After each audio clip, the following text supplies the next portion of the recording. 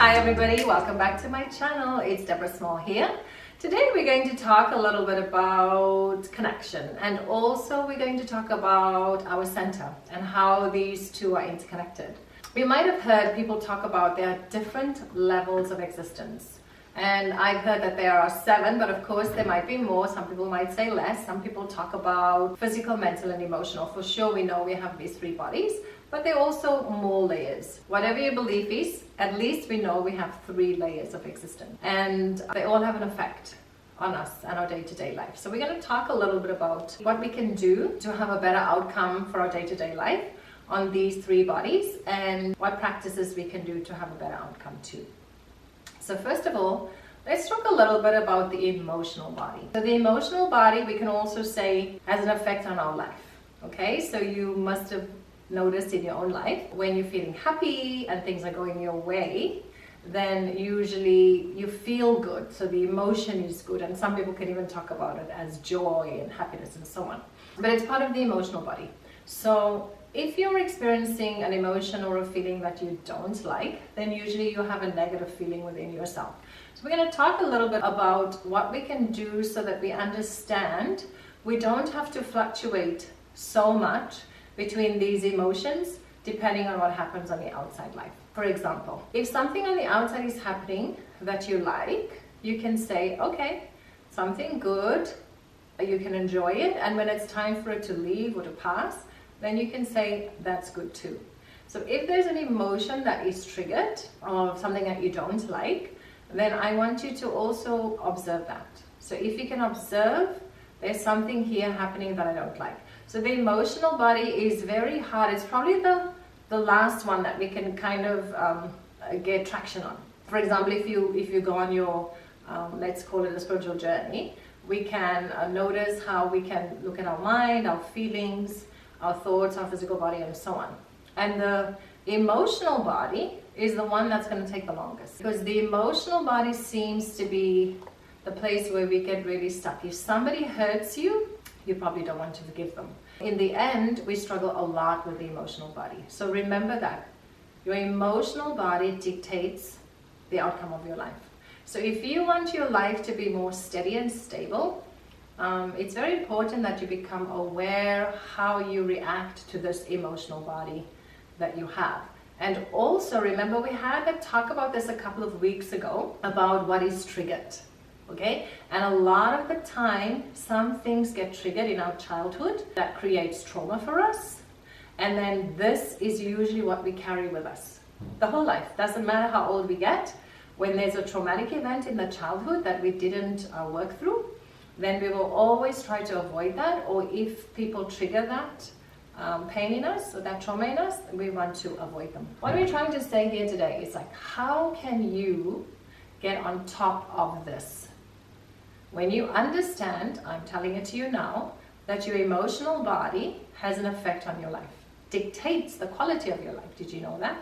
So if you want to have a better quality of life without being dependent on what the outside world is doing, you have to understand your inside a little bit better, right? So once you understand that you have power over this, for example, when you bring awareness to something that is emotionally hurting you, it can be, I've experienced it a lot with when people have romantic relationships, or when people have relationships with their fathers, their siblings, these deep relationships, okay? So sometimes when we have an altercation with a family member or a loved one, then the pain can be very deep. And the emotional pain is very deep. And also we make a decision that we want to stay in that pain, and then it becomes suffering. So how do we avoid the suffering? Pain is inevitable, pain is always there because it's part of the human experience, but suffering is a choice. So let's talk a little bit about how can we get rid of the suffering. Then we come back to centeredness and connectedness.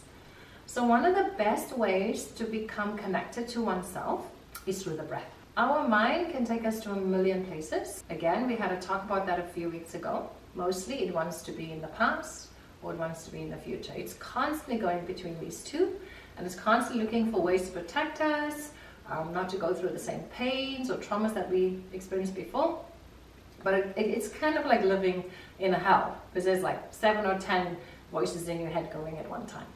So how do you want to get beyond that? We can use the breath, and also, of course, through the breath, we can also use meditation. So these are a couple of ways how you can become connected to yourself. There are other ways too. For example, when you go for a walk in nature and you immerse yourself in nature, then the mind calms down. Okay? So you're just present in nature, you're breathing in the fresh air, you're smelling the flowers. This can also be kind of like a meditation, also what we call centeredness. So what does it mean? Centeredness means being in the now. Your mind is not taking you here and there and everywhere. Once you become centered, when you practice this on a daily basis, that's why we always say, if you can create a daily meditation routine, it's going to help you to do what? To allow you to practice concentration. So concentration is going to help you to become present. When you can bring your mind from that 7-10 thoughts into one, what is happening now? Concentration, meditation. So when you practice this on a daily basis, then you're going to get better. So concentration helps us then to become centered. When we become centered, then we become connected. So you might have noticed in your life, oftentimes we feel very disconnected from others outside, but most importantly, we feel disconnected from ourselves. So what is happening there? Sometimes we've allowed the emotional body, the physical body, or the mental body to get in the way. The physical body, the mental body, or the emotional body gets in the way. So that's why I'm having this little talk with you today, so that you can become aware of what's going on, and then also what you can do to help you get out of these, if it's a negative state, physical, mental, or emotional. So what's going to help you? What's going to help you is to become centered, and what's going to help you if you can become connected to yourself. So what improves when we become centered? The quality of your life improves, the quality of your relationships improve. What is improved when you become connected to yourself? Well, everything improves. Because if you cannot experience yourself, then you cannot experience someone else outside of yourself. So the quality to which you connect to yourself, only to that same amount can you connect to others. Even to a flower. Like, you cannot even see the flower if you don't see yourself. Okay? So you are the most important person in the universe, but oftentimes we don't know that. The most valuable thing you have is your life. The most valuable thing you can give is your time. When you are present. I see it a lot with families with little children. So there's always a lot of pressure because, you know, the father has to work, and then the mother has to work as well as be there for the children. And then the only thing children really want is the presence of the parents. You know, sometimes we think, oh, I'll buy them this and I'll buy them that. That's not really what they want. They want your presence. So even when you come home from work, you're still not really present. You're thinking about, I have to finish this, I have to finish that, I have to do that tomorrow. It's not a negative thing. It's just when we can bring our awareness to it, then we can do better. So your time is the most valuable thing you're going to give to someone. And you are the most valuable thing in the universe. No amount of money, no amount of nothing in the world can give us what you can give. So you are very valuable, and your time is very valuable. So when you come to your center, then you start to understand that I am valuable, and what I can give is valuable and is unique. And it's not to be compared to how other people give. So that's the mistake that we often make, is we compare. Let's come back to what we want to talk about today here is connectedness, centeredness, and these three bodies: emotional, physical, and mental. And how, when we have a daily routine of meditation, even if you just sit with your breath for 5-10 minutes, it's going to help you to become centered and connected to yourself, so that you can become aware of the physical, the mental, and emotional body, and the kind of program that it's running on, and the expectations that we have, so that when those expectations are not met, then we create pain and suffering in our life. So what do we want to do? The whole thing about all the stuff that we do, whether it's meditation, yoga, breathing, all these things, we want to get rid of suffering, because we can. Because suffering is a choice. We cannot control what happens on the outside, but we can control how we react to what is happening. That's our power. That's the only power we have, is how we react to what the world and people around us are doing. And you always have a choice. And I've seen it many, many, many times.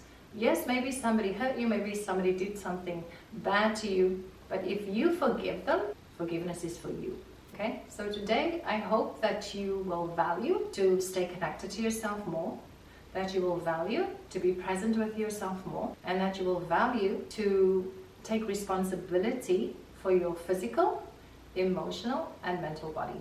And if there is an area that you are struggling with, if you take responsibility for that, and you start meditating on what can you do to make this better, what can you do, not what does somebody else have to do on the outside, you're going to have a lot of positive outcomes. Because that's what happens when we take responsibility. Like I said, forgiveness is not for others, forgiveness is for you. When you forgive, then you become free. Why?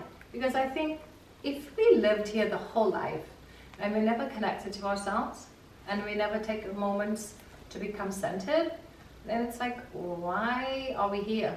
We have wasted the whole life because we have not truly understood the essence of who we are. So from that place of centeredness, we can experience life. And from that place of centeredness, we can catch out, oh, is it a pattern in my behavior? Is it a pattern in my physical body? Is it a pattern in my mental body? Is it a pattern in my emotional body when I get triggered in this way? And by doing that, now we can change it. And just bringing awareness to that is going to help you to get a benefit from that. So I hope this little talk has helped you a little bit in some way when it comes to understanding a little bit your emotional, physical, and mental bodies, and understanding how staying connected to the self can have an impact on that, and how the connectedness to yourself is going to reflect to how you connect to plants, to flowers, to people, to relationships with Hollywood. Because everything is connected in the universe. We are not living here by ourselves in like an island, no? We're all connected. And so the way that you connect to yourself ultimately comes out in how you connect with everything in your life. So I hope this was helpful for you today. It's always happy to share with you, and it's always my privilege and my honor. And if you haven't done so already, subscribe. I think we are 92 people. It would be nice if I can hit 100. So yeah, share it with your friends. And thank you so much for being here.